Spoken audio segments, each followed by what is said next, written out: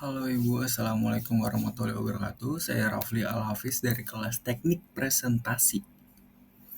Dengan nomor induk mahasiswa 2020-12126, saya ingin mempresentasikan untuk tugas tengah semester mata kuliah Teknik Presentasi dengan judul Identitas Visual Unggul, Peran Desain Grafis dalam Modernisasi Wilayah, Membangun Citra, Memudahkan Akses, Mendorong Pembangunan.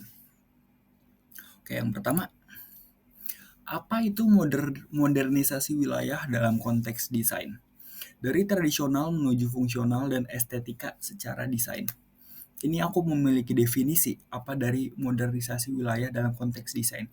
Ada definisi konteks, modernisasi wilayah bukan hanya struktur fisik, tapi juga sistem komunikasi dan identitas visual.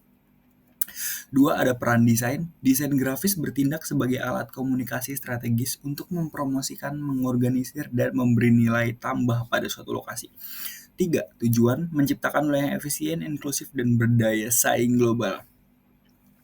Apa yang aku maksud dengan modernisasi wilayah dalam konteks desain adalah mungkin secara latar belakang atau gambaran umum, di mana suatu wilayah sudah bisa dikatakan modern ketika ada banyak sebuah desain-desain yang menempel entah pada banner atau baliho atau billboard dan segalanya.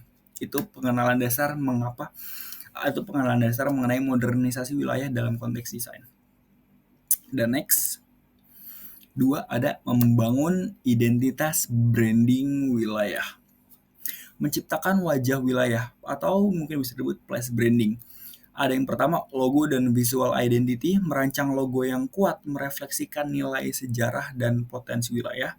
Dan kedua, ada diferensiasi, membedakan wilayah dari daerah lain, menarik investor dan turis. Misalnya branding desa wisata atau zona industri. Dan ketiga, ada rasa kepemilikan. Desain yang baik menumbuhkan kebanggaan dan kesatuan bagi penduduk lokal. Contoh, perubahan desain logo kota A yang berhasil meningkatkan citra investasi. Mungkin seperti logo ulang tahun Jakarta kemarin yang ke-497 itu. Itu sangat menggambarkan betapa modernnya sebuah Jakarta. Maksudnya secara desain dan secara logo yang dibuat itu sangat menggambarkan betapa inklusifnya dan modernnya sebuah kota Jakarta dan dari penyampaian sebuah logo. Begitu. Oke, next ada wayfind aksesibilitas dan navigasi atau wayfinding sistem navigasi yang efisien. Wayfinding system merancang sistem penunjuk arah seperti rambu, peta, signage yang jelas, konsisten, dan multibahasa. Kedua, ada mengurangi kebingungan. Memudahkan warga, pendatang, dan turis untuk bergerak, khususnya di area publik, bandara, stasiun, rumah sakit, atau taman kota. Dan yang ketiga, ada visualisasi data. Desain infografis untuk data publik transportasi, tingkat polisi, jadwal acara agar mudah dipahami. Dan impact ya, mempercepat mobilitas, meningkatkan pengalaman pengguna, dan membuat wilayah terasa ramah. Mungkin apa yang ingin aku jelaskan mengenai aksesibilitas dan navigasi secara in general dan secara mudahnya adalah bagaimana sebuah signage yang mungkin ramah teman tuli atau beberapa signage jalanan yang lebih ramah untuk tunanetra mungkin teman-teman tunanetra yang mereka bisa berjalan menggunakan tongkat. Sebuah kota bisa dikatakan maju ketika secara garis besar desainnya, secara desain visual atau aksesibilitas dan navigasinya bisa digunakan oleh semua kalangan, entah disabilitas atau masyarakat pada umumnya. The next, komunikasi pembangunan dan sosial, mendukung program pemerintah dan partisipasi publik. Yang pertama ada transparansi promosi, mendesain materi komunikasi publik seperti poster, website, laporan agar informatif, terpercaya, dan menarik. Dan ketiga ada sosialisasi program, visualisasi yang menarik untuk program kesehatan, pendidikan, atau lingkungan, memastikan pesan ke semua lapisan masyarakat. Dan ketiga ada media digital, desain UI UX untuk aplikasi layanan publik, daerah, e-government agar mudah digunakan dengan efisien. Nah, maksud aku di bagian ini sebuah kota bisa dikatakan maju atau modern karena ada banyak desain grafis di sana. Ini salah satunya uh, seperti aplikasi untuk desain UI UX yang dimanfaatkan oleh pemerintah setempat, atau sosialisasi sebuah program melalui sebuah visual, baliho, billboard, entah apapun itu, dan transparansi informasi. Semakin banyak desain di suatu kota atau modernnya kota, akan semakin banyak pula informasi yang hadir, entah dari iklan brand atau pemilu atau penyampaian kampanye dari pemerintahan. Seperti itu gambaran saya. Dan next, ada kesimpulan dan tantangan desain. Sinergi desain dan kebijakan publik. Desain grafis adalah investasi jangka panjang, bukan sekedar biaya kosmetik untuk memperindah kota. Dan tantangannya, kesulitan menggabungkan elemen tradisional lokal dengan estetika modern tanpa menghilangkan akar budaya.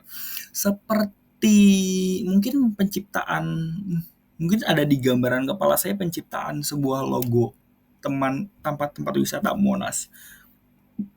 Maaf, tidak menghilangkan elemen Monas ya untuk menciptakan sebuah logo, tetapi tetap modern dan terkesan inklusif dari sebuah logo tersebut. Dan terakhir, ada kunci sukses, konsisten visual, kolaborasi antar desainer dan pembuat kebijakan, serta kebutuhan publik yang mendalam. Dan dari kesimpulan presentasi saya ini adalah sebuah kota bisa dikatakan modern atau maju atau mungkin bisa dibilang cukup berkembang ketika ada banyak desain-desain di kota tersebut, entah desain kampanye dari pemerintahan, atau mungkin dari desain brand, atau bagaimana pemerintah membuat signage desain untuk membantu mobilitas masyarakat. Seperti itu. Dan yang dimaksud tantangan di sini adalah bagaimana para desainer tetap membumi, mungkin bahasa saya bisa dikatakan membumi, atau tetap berkolaborasi secara tradisional tetapi tidak menciptakan sesuatu yang modern. Maksudnya menciptakan desain yang modern, entah itu sebuah signage, poster kampanye atau apapun itu, menciptakan sesuatu yang modern, terlihat seperti perkotaan dan sangat inklusif, tetapi tidak menghilangkan elemen tradisional dari kota tersebut. Itu dari maksud saya tantangannya. Dan ini ada quotes terakhir saya, penutup mendesain masa depan wilayah. Desain bukan hanya tampilan, desain adalah bagaimana itu bekerja. Seperti yang sering kalimat saya dapatkan, desain yang baik adalah desain yang dapat menyampaikan secara visual atau menyampaikan secara bahasa apa yang ingin disampaikan dari sebuah desain tersebut.